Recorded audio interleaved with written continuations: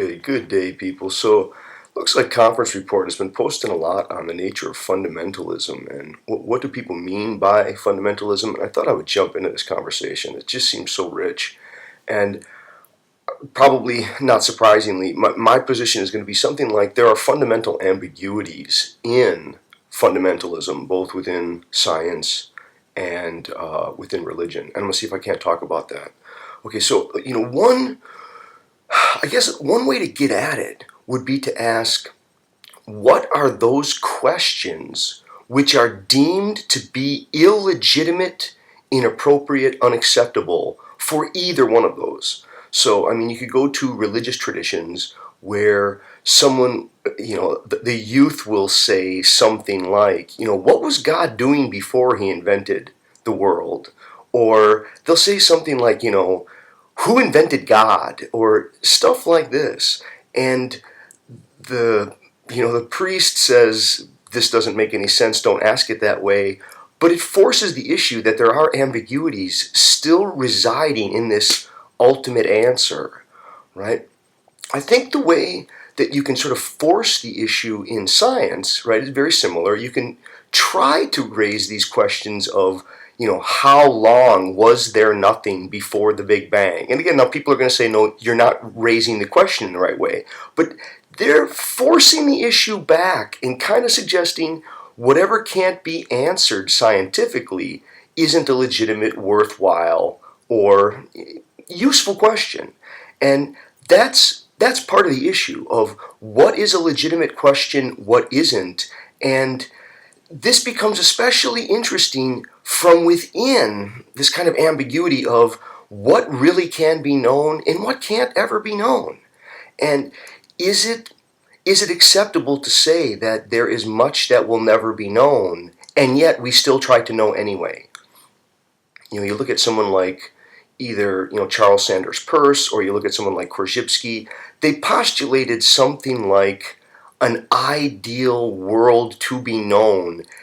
Not that it ever would be known, but it's an ideal toward which people strive, almost like in an asymptotic way, where you will get greater and greater and greater amounts and degrees of certainty. Now, it may require complete revisions and overturnings of paradigms and this sort of stuff, but we need to postulate something like an objective world behind our interpretations, behind our strivings, even if that objective world potentially is changing and evolving. We do need to have some notion of what is behind, or what underlies all of our mathematical formula, what underlies all of our schematics, our representations, our language, right?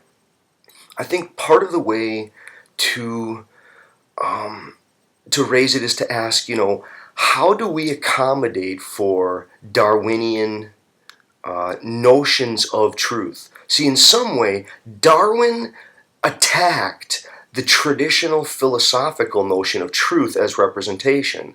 In some way, Darwin comes along and says, that orientation of truth for truth's sake doesn't really make any sense. No, what you have is organisms trying to eke out an existence for themselves, and truth gets liquidated into something like what had survival value. That is, there are organisms that are chattering noises and making gestures, and the only measure of the utility of those gestures or noises is the survival value that has for that organism. Now, however that's representing it. Now, it may be that there's something like a relative fact of the matter that's instrumental, or it's crucial in bringing about certain kinds of effects. But there's other senses in which, Darwin really opened the door to deception, to mimicry, to hoodwinkery, and to the way that forms of deception in the world lead to a kind of survival value. Now, it's not to advocate interpersonal deception and that people should be hoodwinking each other, but it's to show the kinds of ambiguities in what truth means now post-Darwin. And it also forces the issue of what do we do with those kinds of questions and those kinds of beliefs which aren't really empirically testable? These ultimate questions like, who am I? And does this have any meaning, and what meaning is it?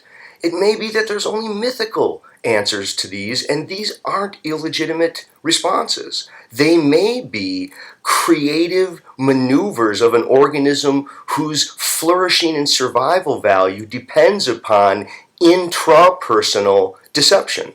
And I don't mean a sense of that the person is lying to themselves. No, they're telling themselves a new kind of truth within a Darwinian framework of what it means to be an organism who's able to, quotes, make sense given the space-time of its organismal becoming, right?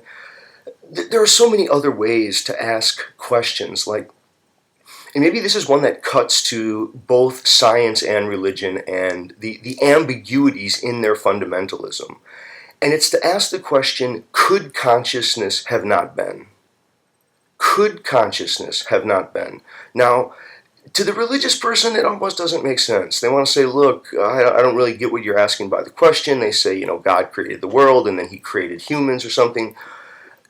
To the scientist, we're not sure what they're going to say. I think there's going to be lots of ambiguities. To the hardline determinist, I think they're going to have to say in some way, given that it is now, it couldn't have not been. It's only in our living imagination right now that we're considering a cosmos that could have not included consciousness. The one-in-one that we have does include it. See, the science depends upon replicating and testing it to the best of our knowledge. The Big Bang, now this will be contentious, right? Maybe there are multiple Big Bangs, but the Big Bang happened once. If it happened just once, this is a one-time shot. Consciousness did happen. Was it inevitable? Now, someone might say, no, it wasn't inevitable. It emerged. Okay, now if you're going to say it emerged, what does it mean to say that there was a metaphysical possibility of its emergence?